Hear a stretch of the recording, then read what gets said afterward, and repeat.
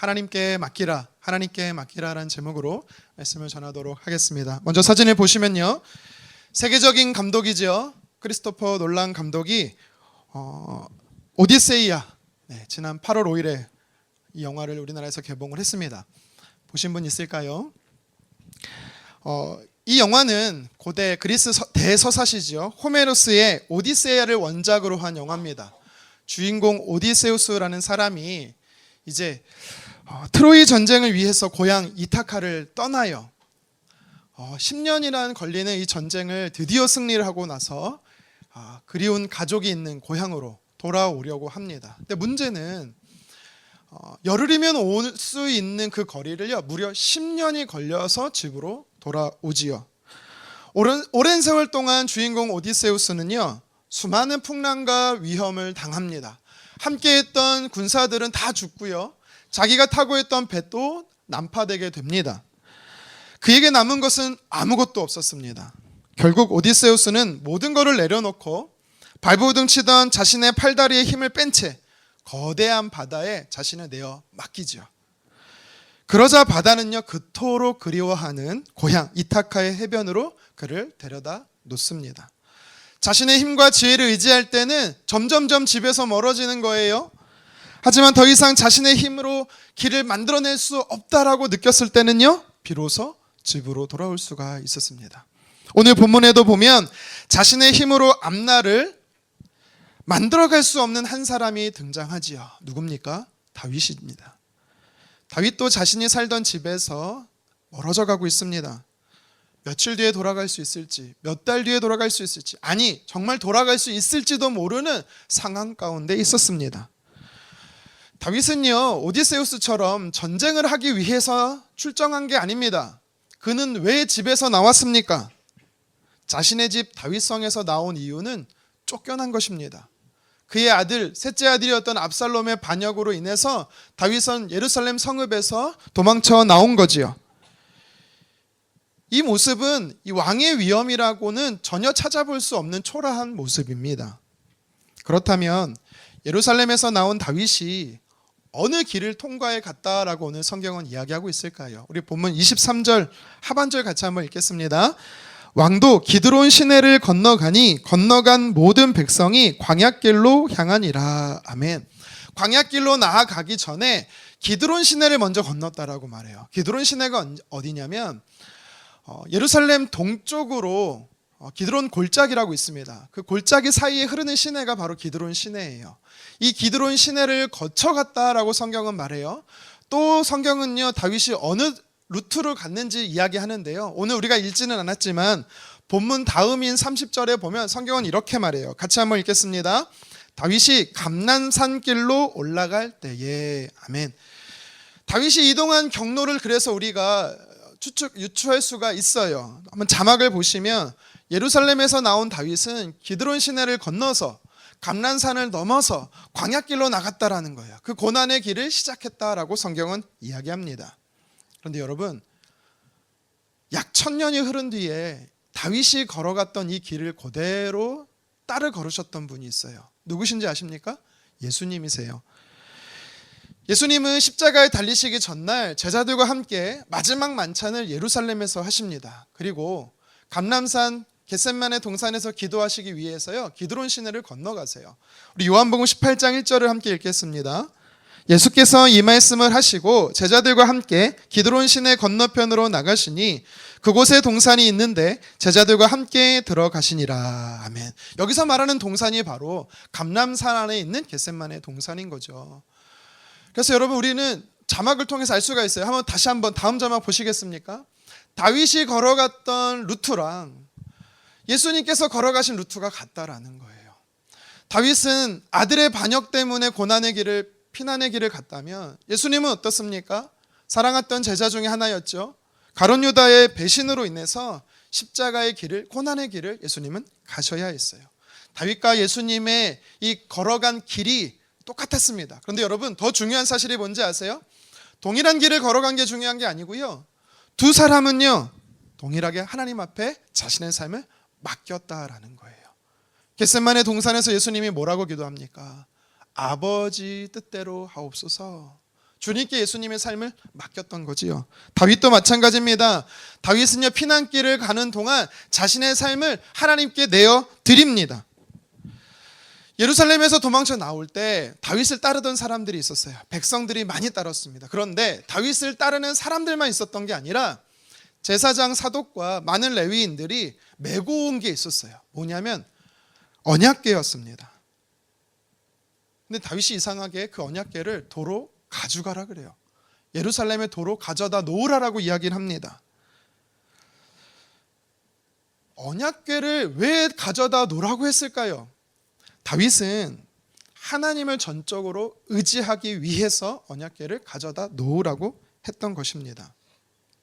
언약궤가 있으면 자신의 삶을 보장받을 수 있어요. 어쩌면 더 빨리 왕권을 회복하는데 도구로 사용할 수도 있었습니다.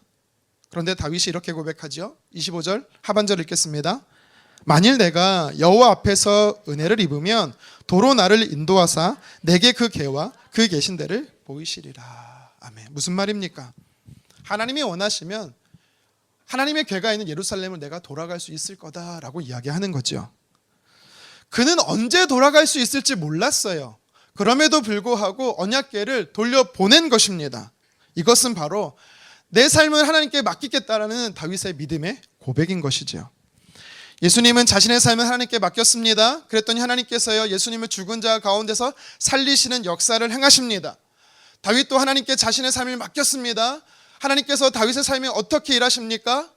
때가 되어 하나님이 다윗을 다시 예루살렘으로 다시 돌아올 수 있도록 회복시키십니다. 맡긴다는 것은 여러분, 모든 일을 내가 알고 내가 통제한다는 뜻이 아니에요. 오히려 내가 알 수 없기 때문에 하나님께 맡기는 것입니다. 어떻게 될지 모르기 때문에 우리는 하나님께 더더욱 맡겨야 되는 거예요.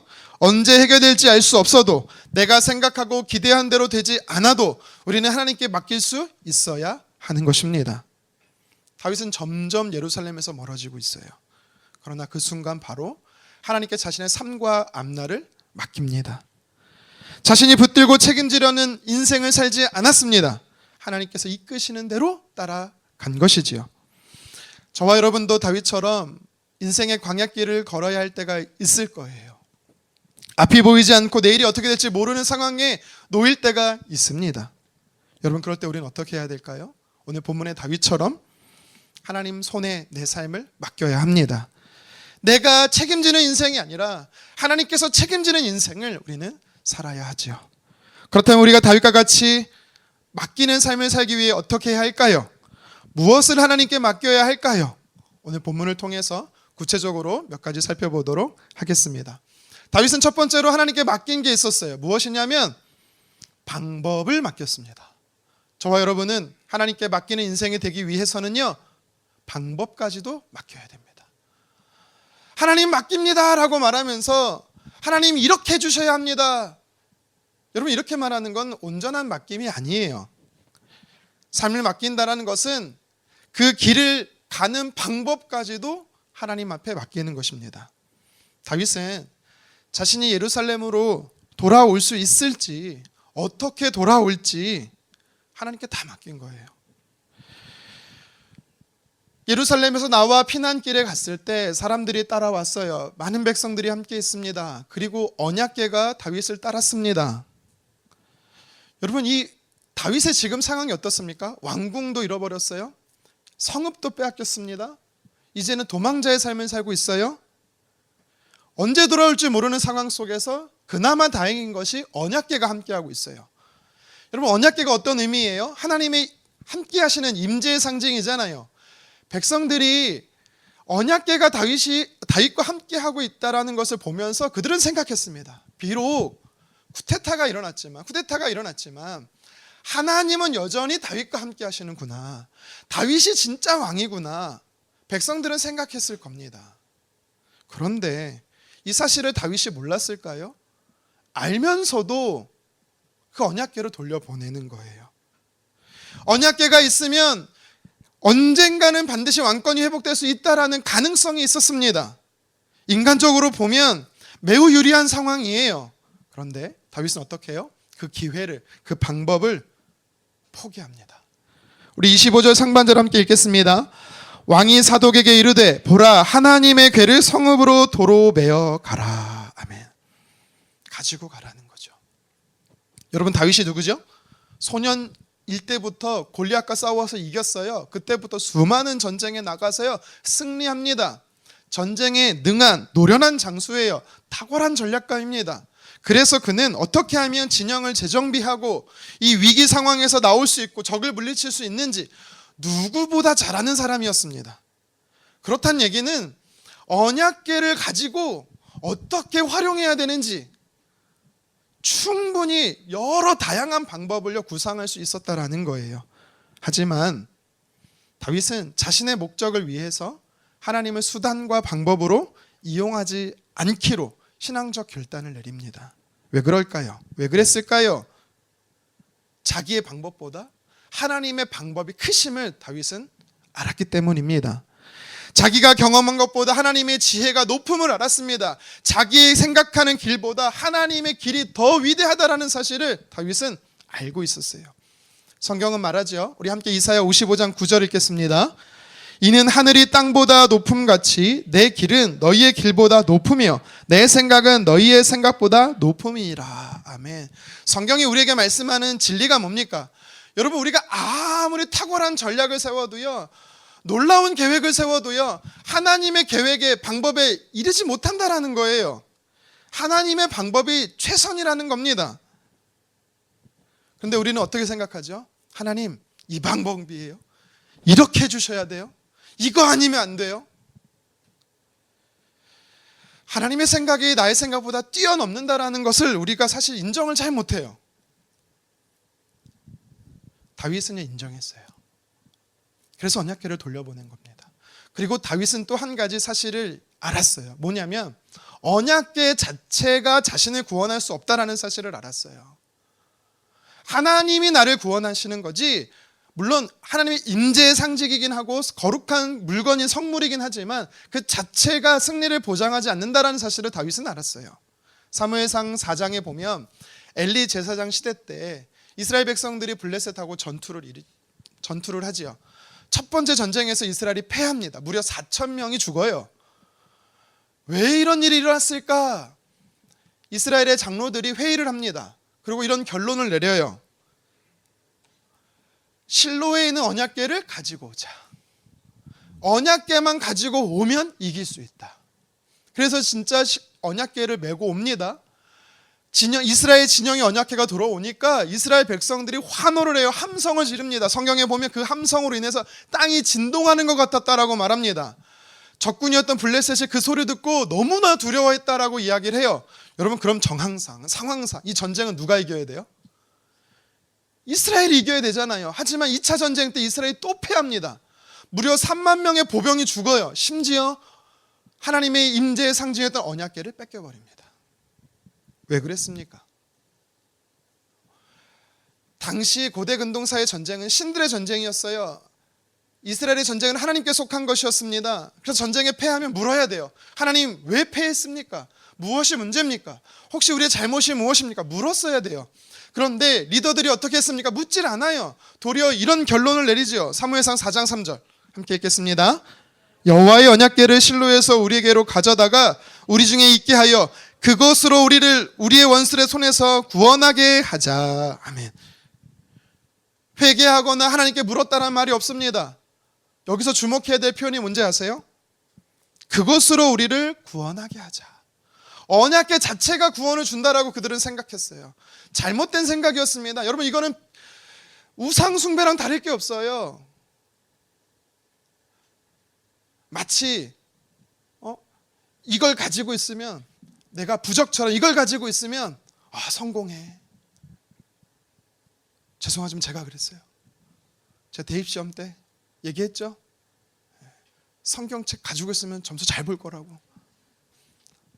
원래 아무것도 가져가면 안 되는 제가 몰래 성경책 가지고 왔다가 제 서랍에 싹 넣어놨어요. 책상 서랍에. 근데 그날 시험 쫄딱 망했어요. 하나님을 신뢰한 것이 아니라 성경을 그나마 읽은 것도 아니야. 성경을 갖고 있으면 우상 숭배하듯이 마치 무슨 부적처럼 하나님이 자신들이 원하는 결과를 얻기 위해서 수단으로 사용했던 이스라엘 백성과 저와 다를 바가 없었던 거죠. 그 결과는 참담했습니다. 사무엘상 4장의 이스라엘 백성들은 언약궤는 붙잡았지만 하나님께 맡기진 않았습니다. 하지만 오늘 본문 사무엘하 15장에 보면 언약궤는 내려놓았지만 하나님을 붙들었던, 하나님께 맡겼던 다윗입니다. 마음만 먹으면 다윗은 언약궤를 가지고 어떻게 활용해야 되는지, 왕권을 어떻게 되찾을 수 있는지 그는 너무나 잘 알았어요. 하지만 그는 그렇게 하지 않았습니다.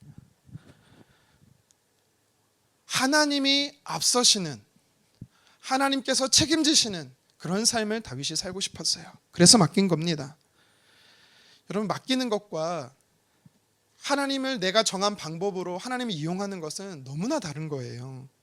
믿음은 내가 정해놓고 하나님 이 방법대로 하십시오라고 요구하는 게 아닙니다. 하나님은 제 생각보다 크십니다. 하나님의 길은 제 길보다 위대하십니다.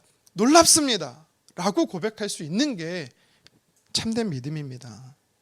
그러므로 저와 여러분은 다윗처럼 내가 책임지는 인생이 아니라 하나님께 맡기고 하나님이 책임지는 인생을 살기를 간절히 원합니다. 지금의 국제단체죠, OMF의 전신이 있어요. 중국 내지 선교회를 설립한 선교사님이 계신데요, 중국 선교의 아버지로 불리는 허드슨 테일러 선교사님이십니다. 우리 자막을 보시면 선교사님께서요 이런 말을 하셨어요. 영어예요. God's work done in God's way will never lack God's supplies. 아멘이죠? 무슨 뜻이냐면 다음 사진 보여주시면 제가 자막을 해석해 왔습니다. 하나님의 일은 하나님의 방법으로 행해질 때 하나님의 공급이 결코 부족하지 않을 것이다. 무슨 말이에요? 여러분, 하나님의 일이라고 해서 다 하나님의 방법대로 되는 게 아니라는 겁니다. 하나님의 방법대로 되어지는 하나님의 일이 옳은 거예요. 그때 하나님의 공급이 끊이지 않는다라고 선교사님께서 말씀하신 거예요. 인간적인 방법은 정당화될 수가 없습니다. 아무리 하나님의 일이라 할지라도. 다윗도 마찬가지였습니다. 왜 왕위를 되찾고 싶지 않았겠습니까? 그러나 왕위를 되찾는 것이 하나님의 뜻이라면 자기 방법이 아니라 하나님의 방법대로 되어지기를 다윗이 원했던 거예요. 그래서 그 방법까지도 하나님 앞에 맡겼던 것입니다. 여러분, 하나님께 맡긴다라는 건요 아무 계획하지 않는다라는 게 아닙니다. 오해하지 마십시오. 오늘 본문 다음에 보면 전략가 모략가였던 후세를요 의도적으로 압살롬에게 다윗이 보내요. 오늘 본문 27절 28절에도 보십시오. 사독과 제사장이었던 사독과 아비아들을 통해서요 다윗에게 계획을, 압살롬의 계획을 자신에게 가져다 달라고 요청합니다. 맡김은요 계획을 포기하는 게 아닙니다. 내 방법에 대한 집착을 내려놓는 거예요. 최선을 다해 계획하고 노력해야 합니다. 그러나 내 방법을 절대화하지 않는 게 맡기는 거예요. 하나님께서 다른 길을 보여주시면 내가 붙들고 있는 방법을 내려놓을 수 있어야 합니다. 그것이 하나님께 맡기는 믿음입니다. 우리도 그래야 합니다. 하나님, 제 생각에는요 이 방법밖에 없어요. 하나님, 이 사람 아니면 안 돼요. 하나님, 이 문이 꼭 열려야 돼요. 우리가 이렇게 하나님 앞에 구할 때가 있지요. 그것을 붙잡고 하나님께 기도합니다. 그런데 하나님께서 그렇게 하지 않으실 때가 있어요. 왜요? 그걸 내려놓게 하시는 겁니다. 왜 내려놓게 하실까요? 하나님의 방법이 더 크고 놀랍기 때문에 그렇습니다. 하나님께 맡긴다는 것은 단지 문제 상황만 맡긴다라는 게 아니라 그 문제를 어떻게 해결해야 할지 그 방법까지 맡기는 것입니다. 그러므로 여러분, 길이 막혔다고 해서 하나님 의심하지 마세요. 오히려 내가 붙들고 있는 방법을 한번 돌아보세요. 내가 원했던 길이 막혔을지라도 하나님의 길은 막히지 않습니다. 내가 고집하고 있던 것을 내려놓게 하시는 걸 수 있어요. 어쩌면 하나님이 정말 좋은 길로 우리를 다른 길로 인도하실 수 있는 기회일 수 있습니다. 다윗은 언약궤를 붙잡지 않았습니다. 하나님을 붙잡았습니다. 자기 방법을 붙잡지 않았습니다. 하나님께 맡겼습니다. 그러므로 우리도 내가 생각한 방법보다 하나님의 방법을 더 신뢰하기를 간절히 원합니다. 우리 문제만이 아니라 그 문제를 어떻게 해결하실지 그 방법까지도 하나님께 맡길 수 있는 저와 여러분 되기를 주님의 이름으로 축원합니다. 계속해서 말씀해 보면 다윗은요, 하나님께 맡기는 것이 또 한 가지 있었어요. 무엇이냐면 결과까지도 맡겼습니다. 방법을 맡기는 사람은요, 이어서 결과까지도 하나님께 맡길 수 있어야 합니다. 그것이 진정한 맡김입니다. 그런데 우리는 어떻습니까? 하나님 맡겨요, 맡깁니다 라고 말하면서요, 이렇게 되어야 됩니다. 이러한 결과가 저에게 있어야 합니다. 결과를 하나님께 맡기지 못하는 경우가 많아요. 진정한 맡김은요, 내가 원하는 결과까지 하나님께 맡기는 거예요. 다윗이 그랬어요. 제사장 사독에게 언약궤를 돌려보내면서 25절 하반절에 이렇게 얘기해요. 우리 같이 한번 읽겠습니다. 만일 내가 여호와 앞에서 은혜를 입으면 도로 나를 인도하사 내게 그 궤와 그 계신 데를 보이시리라. 아멘. 무슨 말이에요? 하나님이 원하시면 난 다시 예루살렘으로 돌아갈 수 있어 라고 고백하는 거예요. 그러면서 26절에 다윗이 또 뭐라고 고백합니까? 같이 한번 읽겠습니다. 그러나 그가 이와 같이 말씀하시기를 내가 너를 기뻐하지 아니한다 하시면 종이 여기 있사오니. 아멘. 25절에서 뭐라고 말해요? 하나님은 나를 예루살렘으로 돌려보내실 수 있는 분이셔. 26절에서 뭐라고 말하고 있어요? 하나님이 나를 예루살렘으로 돌려보내지 않으셔도 괜찮아, 감사해 라는 뜻이에요. 여러분, 이 고백이 놀라운 이유가 있습니다. 지금 다윗은요, 왕위를 빼앗겼어요. 자신을 죽이려고 압살롬이, 아들인데 압살롬이 쫓고 있어요. 이 상황 속에서 다윗이 원하는 결과는 뭘까요? 반역자들이 진압되는 겁니다. 예루살렘으로 돌아가는 것이고 다시 왕위를 회복하는 것입니다. 그러면 어떻게 기도해야 됩니까? 어떻게 하나님께 바라야 돼요? 무조건 예루살렘으로 돌아가야 합니다. 무조건 왕권을 회복해야 됩니다. 이렇게 구해야 되는 것 아닙니까? 그런데 다윗이 뭐라고 말하고 있어요? 하나님이 돌아가게 하셔도 감사. 다시 예루살렘으로 돌아가지 못해도 그것이 하나님의 뜻이어도 감사.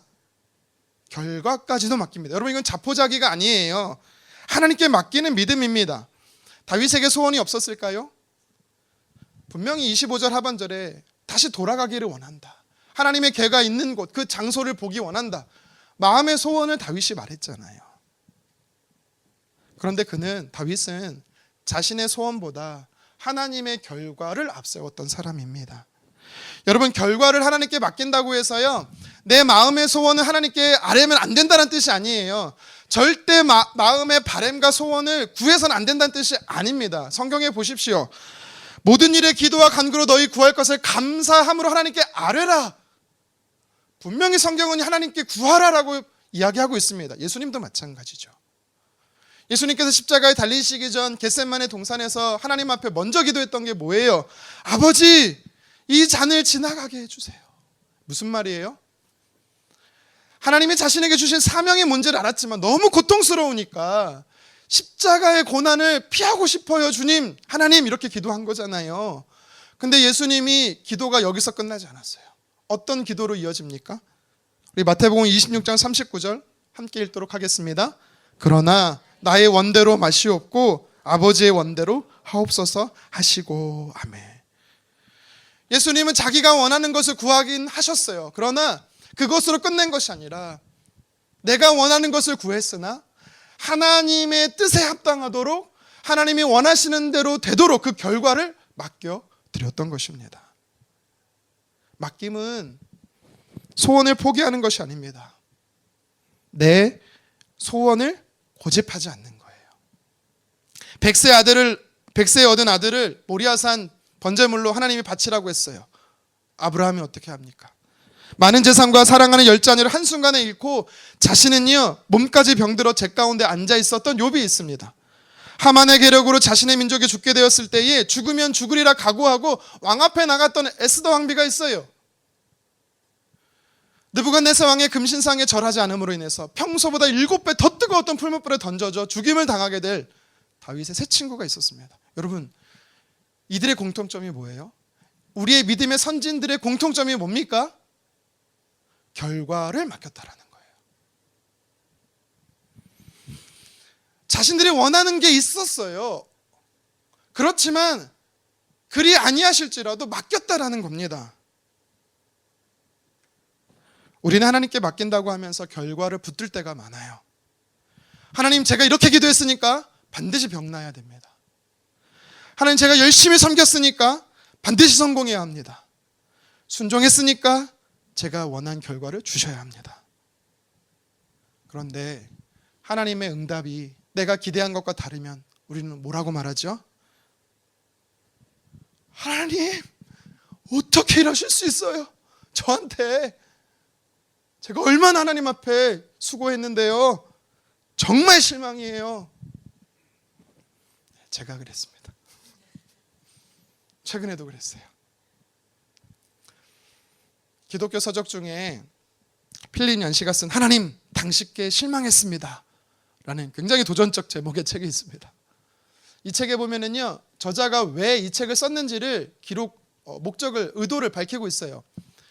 과거에 고통과 관련된 책을 썼는데 많은 독자들이 자신에게 편지를 보냈다라는 거예요.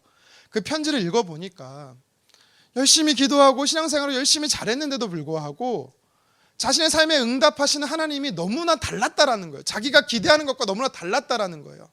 하나님 앞에 너무 실망했다라는 거예요. 그래서 저자는요, 그 편지들을 읽으면서 한 가지 중요한 질문을 하나님 앞에 던지게 됐대요. 뭐냐? 내가 아는 하나님과 그 하나님이 내 삶에 역사하시는 하나님이 너무나 다를 때 이 괴리 속에서 어떻게 우리는 신앙생활을 해야 될까? 어떤 하나님을 믿어야 될까? 이 질문에 대해서요, 저자가 다루는 책이 바로 방금 본 책입니다. 그래서 이 책을 집필하게 된 거래요. 여러분, 여기서 우리가 주목해야 될 게 있어요. 사람은 기대를 해요. 기대를 하는데 어떤 기대를 하는지 알아요? 내가 원하는 대로 역사할 것을 기대해요. 그래서 우리가 하나님께 많이들 하나님 실망했습니다라고 말할 때는 사실 하나님이 나를 실족하게 하셔서, 넘어지게 하셔서 일부러 실망케 하시는 게 아닌데도 내가 기대한 대로 하나님께서 응답하지 않으시니까 사실은 뭐예요? 내가 실망한 거예요. 하나님 앞에 내가 원하는 대로 결과가 나오지 않아서 그래요. 여러분, 그러면 우리는 여기서 질문해야 돼요.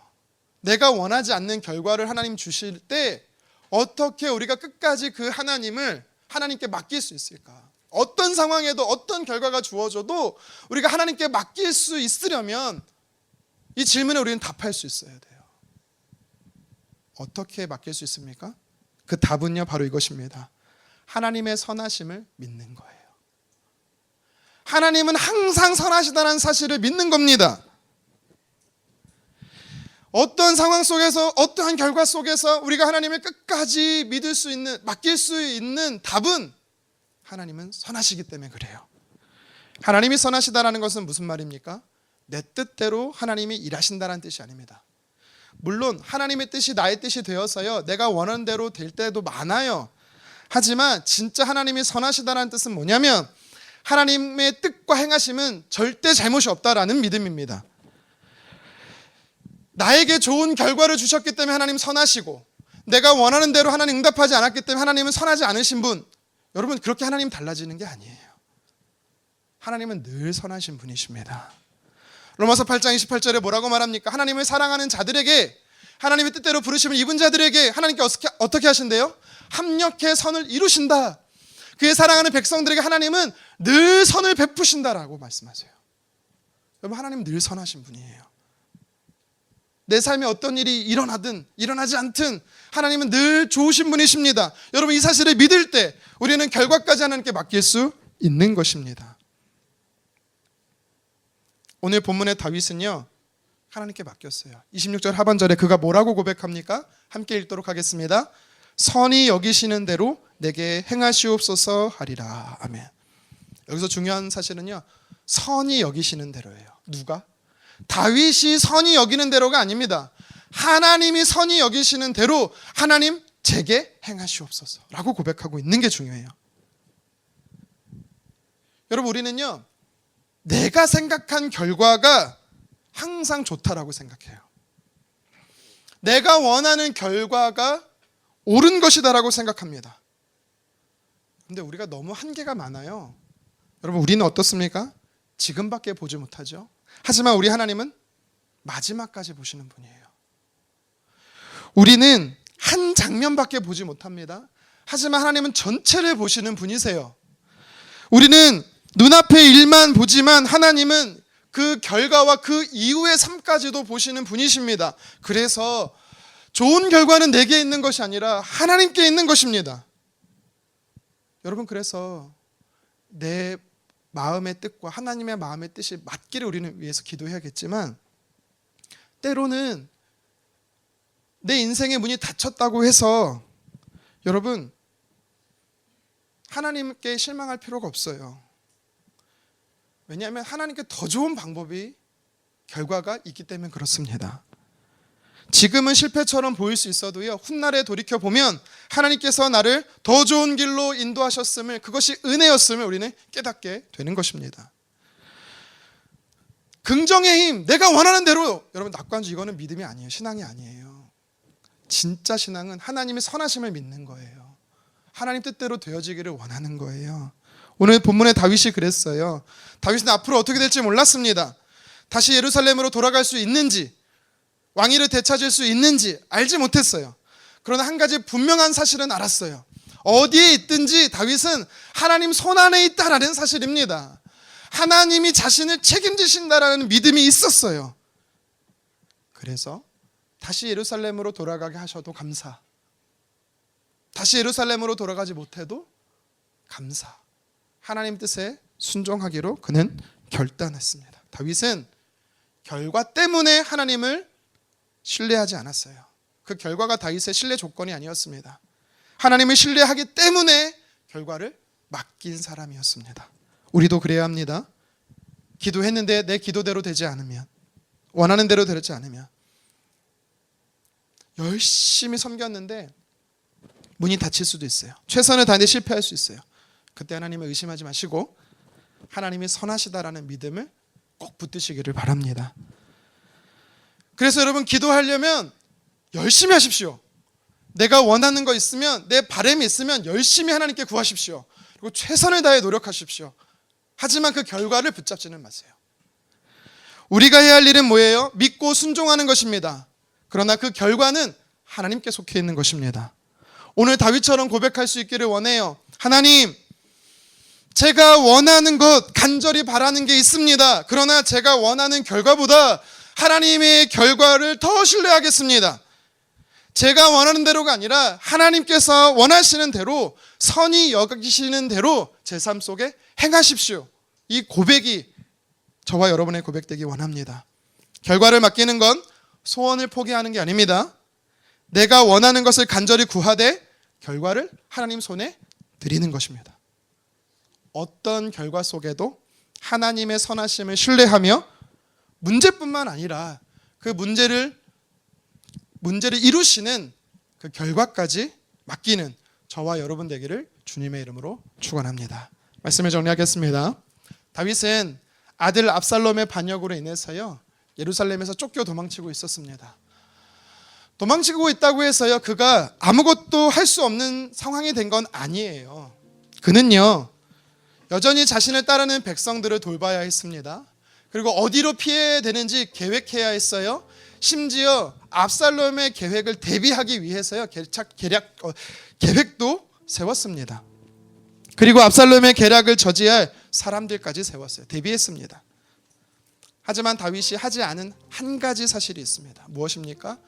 언약궤를 자신의 주위에 두지 않은 거예요. 예루살렘으로 돌려보낸 것입니다. 이것은 다윗 자신이 스스로 삶을 통제하려고 하지 않은 겁니다. 다시 말해 하나님께 자기의 삶을 맡겨드린 것입니다. 오늘 우리는 본문을 통해서 다윗이 하나님께 맡긴 두 가지 사실을 살폈습니다. 첫 번째로 다윗은요, 방법을 하나님께 맡겼어요. 하나님, 이 방법이어야 합니다. 고집하지 않았습니다.